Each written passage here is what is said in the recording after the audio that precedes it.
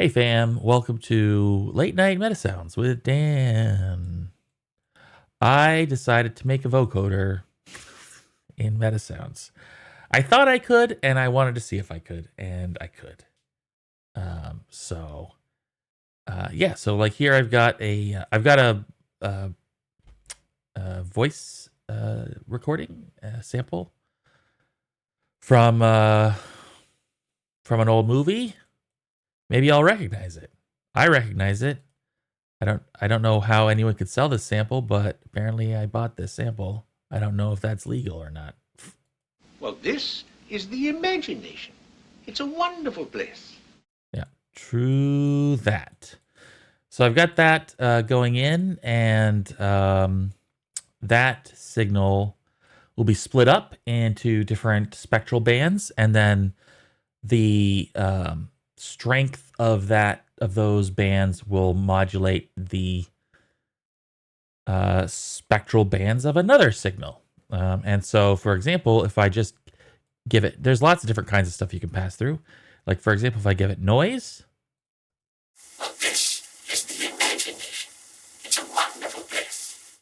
right? Or I could give it like a oscillator, just some oscillator signal. You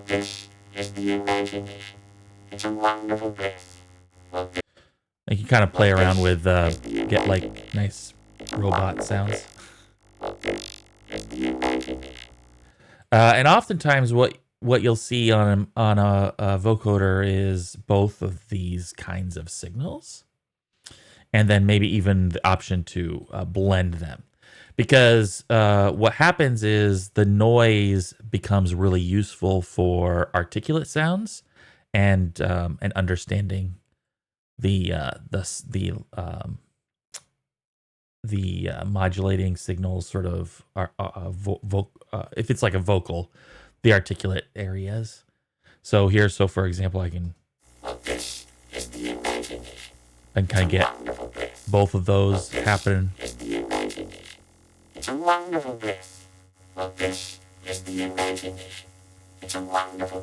That way I can get like the articulates, like S's and T's, sort of punching through.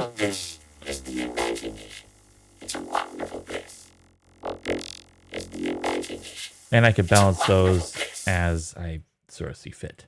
And then also what we could do is we could have a music signal. So here I've got, you know, just a song. And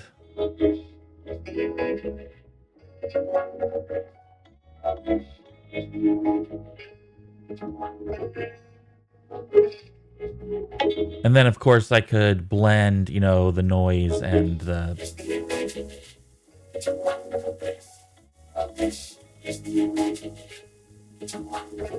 yeah, cool. Yeah, so that's that, you know, that's sort of the demonstration there. But let's take a look at the guts of this. So I'm intaking the modulating signal here. I put a VCA on it because sometimes I get it's the recordings, so sometimes I want them, like sometimes they're just sort of low, like they recorded quiet or whatever, and this just sort of lets me pump the signal up a little bit.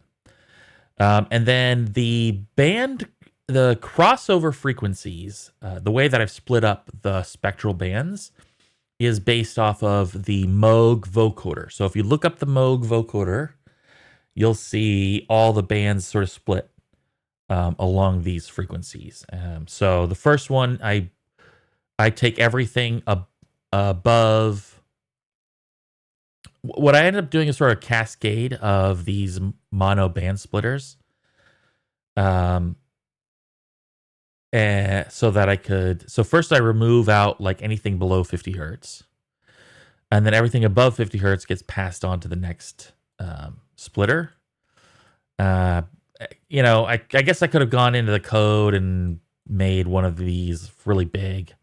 Obviously, with node configuration, we want these to be like dynamically, you know, configurable. But for now, basically, what I would do is I just sort of take the input, and then I would cut cut, and then everything sort of bottom up, and then everything above would pass on to the next one, and so forth. So, for example, this signal is between 50 hertz and 159 hertz. So, and I've got the filter order, a really sharp 8-pull filter.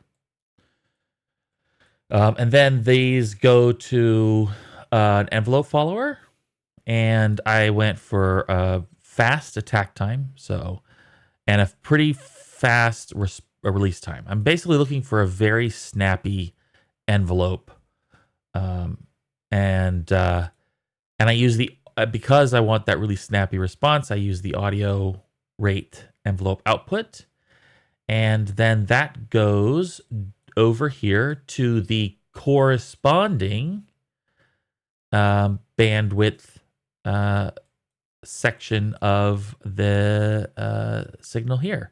So what basically that means is this vocal file is modulating the same band but in a different file, and that kind of gives you the spectral, it kind of imbues the spectral qualities of the modulating signal on the processed signal, I guess we call it. So that's the idea, and then you just do it, in here 16 times, and then on the last one, this is a really important one. This you could include or not. And if you look at the Moog vocoder, they actually let you switch this on or off. But it's basically everything above 5080 hertz, and that's going to be a lot. There's a lot of, obviously that's a lot of bandwidth, but it's like an octave and a half of signal, and it's a lot of top end, and this sort of, there's a lot of articulates up here. So for intelligibility, I find it useful to modulate the rest of the signal as well. So you can see here is my 17th envelope follower, driving off of that last bandwidth. Anyway, these are all sort of mixed together, and then I just have another output. It's actually quite a simple design. It's just, pretty, like it's a kind of intense. It's not. It's there's a lot of signals to handle here, but it's just a duplicate. It's essentially the same thing just over and over again. And yeah, there you go. You get a perfectly usable vocoder. I mean, it's not cheap in terms of a single processor, but it's definitely a special effect type thing. Like you wouldn't necessarily use a whole bunch of these. So yeah, I wanted to share that. Thought that'd be kind of fun. Late night MetaSounds. It's after midnight. I should be asleep right now, but I'm not. I'm here making videos. Good night, everyone.